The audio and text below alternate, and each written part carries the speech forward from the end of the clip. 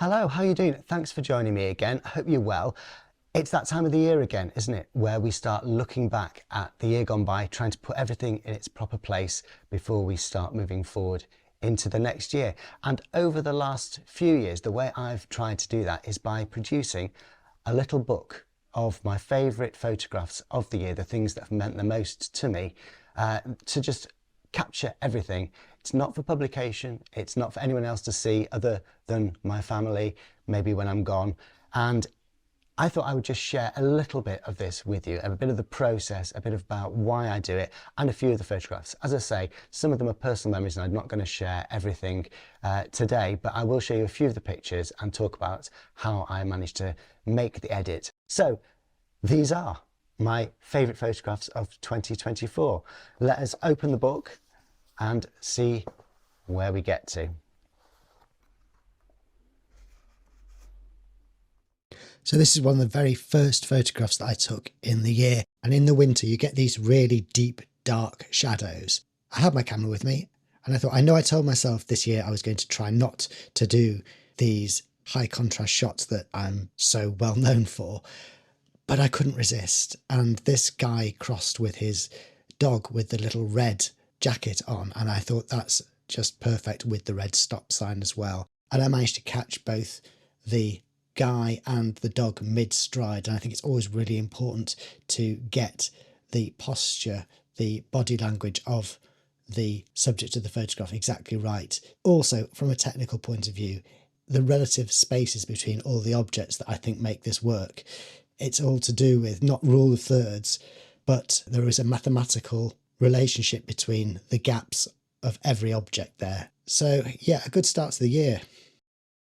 And the next one as well, taken just I think a few weeks later, this woman walking away down the street, and the check pattern on her coat exactly matched the shadow pattern that I could see, and I just thought that's got to be taken. This one obviously shot in stop, what you can see rediscovering the underbanks on the hoarding, but the idea was men at work. So you've got this men at work sign, and then you've got two men in their business suits walking away. But it's also about the redevelopment of Stockport and how a place that's become quite lost perhaps in recent years is being redeveloped, which is what all the hoarding is about the redevelopment of that area, which I actually did a book about in itself last year in 2023, and there's a video about that which you'll be able to find on the channel if you are interested in that sort of thing. But it just all seemed to have lots of different layers of meaning to it, and I thought it was a good shot. The next picture I took in Leeds. Lucy and I had gone to visit the M&S archive. We were just waiting to cross the road, and again, street furniture, trying to make a feature of it. I very rarely tilt my camera. I tend to try and keep things quite vanilla, but on this occasion, I wanted to get the sense of depth, and I think it works quite well, this one. This one is shot in Manchester city centre by the huge Marks and Spencer's. One of the motifs in my work is plastic shopping bags. Right at the beginning, for me, it was that idea of a disposable thing. And I saw this moment, a figure caught in a shaft of light, and then you've got the two other figures, the real woman at the left-hand side and the woman who is part of the advertising hoarding behind, both looking on. And again, you can make your own narrative up about that. And certainly for me, as an older person, I have that sense that the world has moved on and I'm being judged by the younger generation who look on and wonder what my place is there. So yeah, I felt that was an important thing to put in my book of the year. So all the photos I've shown so far have come from part one of the book, Direct Light. I always divide the book into sections to fit the different styles of work that I do. And the second is Everyday Life, which used to be about the comedy of life, but has become more about the pathos of life and just the banality of it. So the first picture in this section was taken in the new year, but still while the Christmas decorations and things were up. And it's just this idea of season's greetings and all the fun, but there's actually nothing left. The fun is over. It's time to start the new year. The older men with the mannequins of the young studs in the window of the clothes shop. The guy's blocking the S of the sale sign, so it looks like it says ale. And it's this idea of expectations for men in the modern age. And it seems to have become the case that, as in the past with women, they were supposed to look a particular way and etc., etc. And now that seems to have been stretched over to men as well. There's also the idea that obviously the young studs have no heads. They're thoughtless and not really thinking about anything properly except their physique, whereas the men in the bottom corner have their heads and are using them to have a nice conversation. Obviously, I don't know who they are. It was just a snatched moment, but I think it's kind of an interesting one, and I like it, and I hope that if they saw it, they would like it too. Speaking of headless images, this was a picture I took in Manchester city centre, and I was trying to get closer up with my photography. I was using a wide angle lens rather than my usual 40 or 50mm. And there's a building on the corner which has this pole, quite ornate pole, that's part of the structure. And so you've got one person walking at one side of it, one person walking at the other. I just kind of liked that positioning. I thought it said something. Again, you can read into it what you wish. The next shot's the motorway shopping centre. It's taken from above. I was out photographing a soapbox race which was going on the street next to it, and I turned and saw from my vantage point down onto the shopping precinct there's like a security guard or somebody doing a patrol of the top deck, and it's just this isolated figure in the light, and it made a nice image. So moving on, you'll have seen this picture before if you watch my videos, because this was taken on my day trip to Blackpool with Lucy in the summer, and I probably got enough pictures to fill several books there, but they are that cliched summer seaside photography that we've become so familiar with. I guess it is one of those things that gets done to death, isn't it? The seaside and what it means.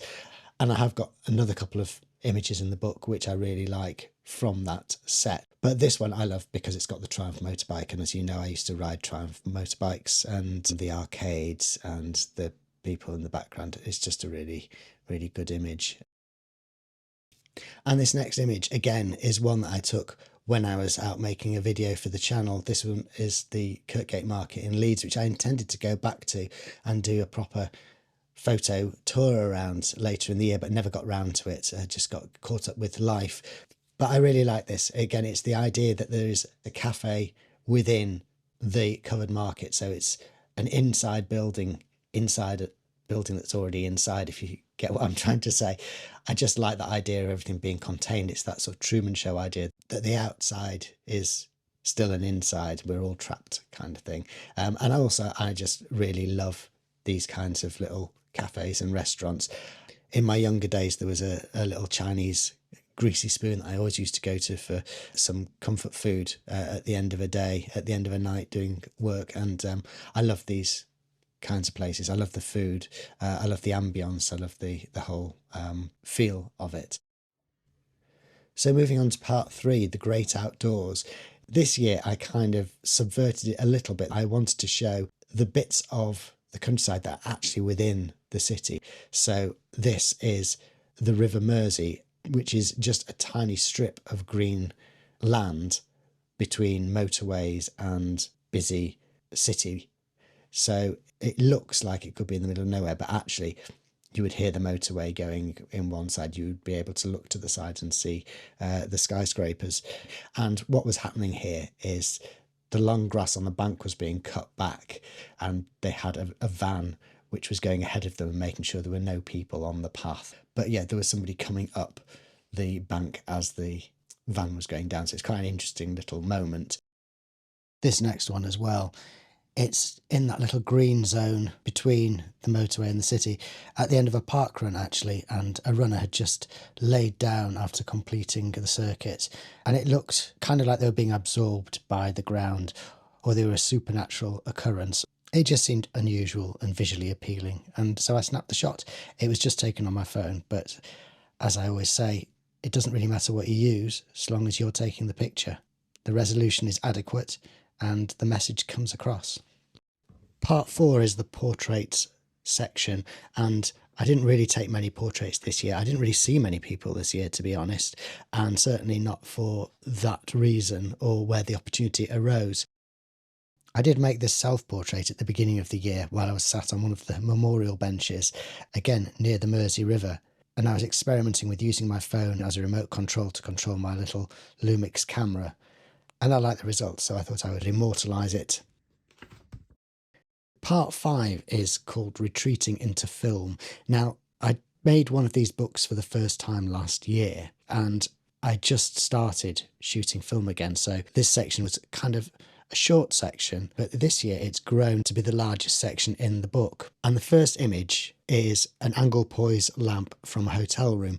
Now, I've made a theme of hotel bedroom lamps, and this one, developed it myself. It was a bit of a rush job, and it left all these marks on the negative, which I actually think added something to this particular picture, so I kept it as it was.